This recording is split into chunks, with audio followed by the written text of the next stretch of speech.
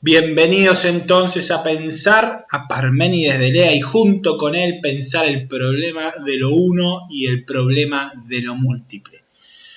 Veamos algo muy sencillo, alguna crítica muy sencilla que nos va a venir bien para repensar a Parménides de Elea y ver cuál es, como en ese fondo, cómo resalta Parménides de Elea, cómo resalta un vegetal dentro de un ambiente y nos dice algo de ese ambiente. Con el ejemplo que ponemos siempre de que la palmera nos dice algo del ambiente. De la misma manera, Parménides de Elea nos dirá algo de la cultura griega, de la genialidad de la cultura griega, y a su vez también nos ayudará a percibir que trascendió su pensamiento de la cultura griega. De hecho, en eso radica también la genialidad del genio griego, en que ciertos de sus pensadores trascendieron la historia hasta por lo menos entrada a la contemporaneidad y en mucho nos siguen fundamentando nuestra forma de pensar occidental. Vamos a hacer una lectura de Parménides de Elea desde dos lugares distintos, porque dos son las bibliografías que dijimos que íbamos a utilizar.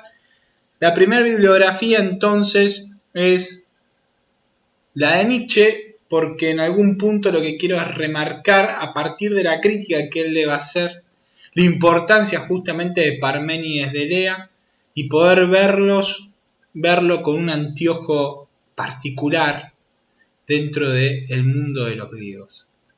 Lo segundo que haremos será introducirnos en lo que nos propone Kirk, Raven y Schofield con respecto a Parménides de Elea, recuperando o analizando el único poema que nos llega de Parménides, donde él manifiesta su pensar acerca de el origen, el principio, la arjé, lo común a todas las cosas, lo que fundamenta en algún punto o el sustrato de la realidad.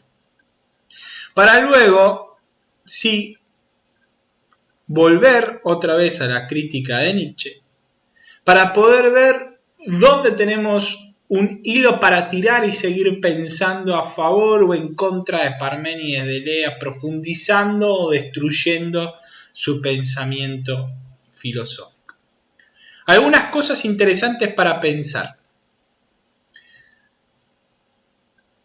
Guarden esto que vamos a decir para el momento final de la clase. ¿Por qué interesa leer a Parménides de Elea? ¿Por qué interesa pensar junto a Parménides de Elea la realidad, el problema de lo uno y de lo múltiple? Recuerden que estudiar filosofía es una cosa, filosofar es otra, y que no se aprende filosofía si no es filosofando. Por lo tanto, tenemos que animarnos a filosofar con Parménides. Pero ¿por qué es importante estudiarlo? ¿Por qué es importante estudiar a Parménides de Elea y filosofar junto con él?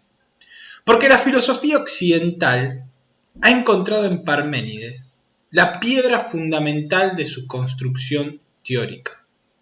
El mundo occidental encontró en Parménides de alguna manera la llave de su pensamiento. Todo el pensamiento desde Parménides en adelante se encuentra fundamentado en aquello que Parménides mostró, que en aquello que Parménides puso como en evidencia, aunque parecería ser lo más evidente de todo.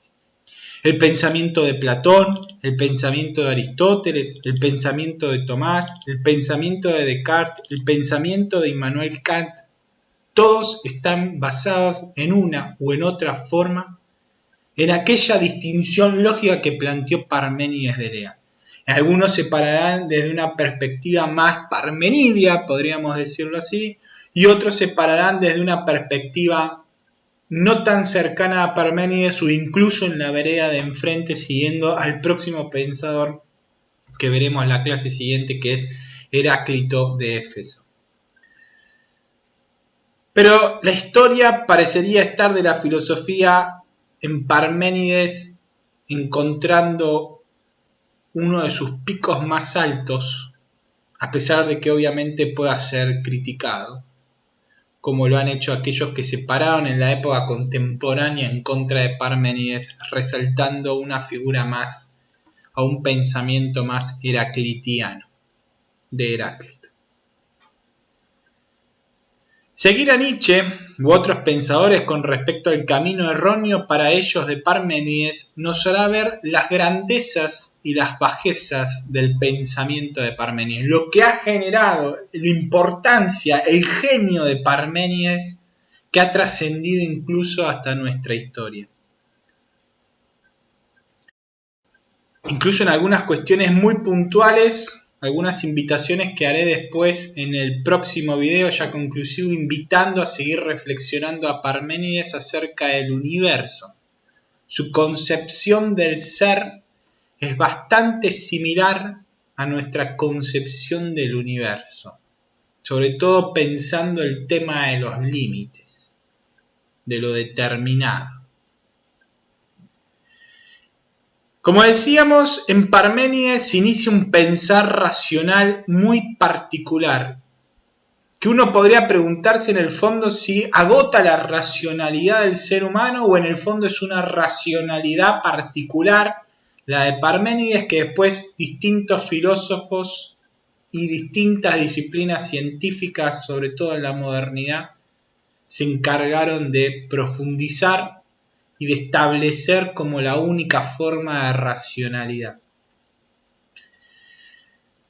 El acceso al pensar el fundamento de lo real se puede hacer simplemente o solamente, mejor dicho, desde este pensar racional que plantea o planteará Parménides.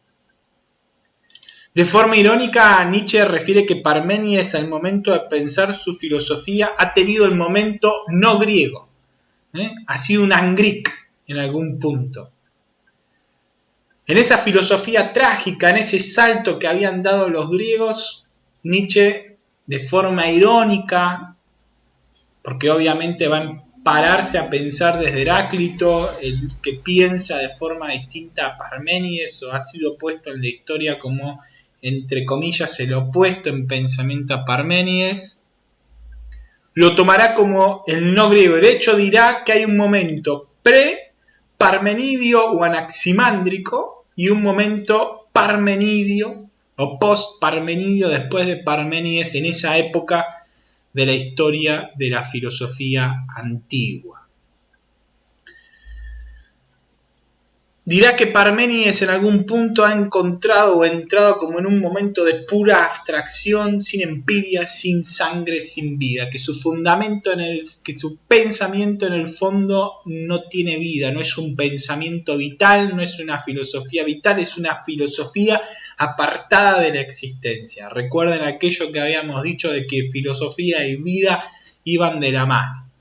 La filosofía y vida van de la mano.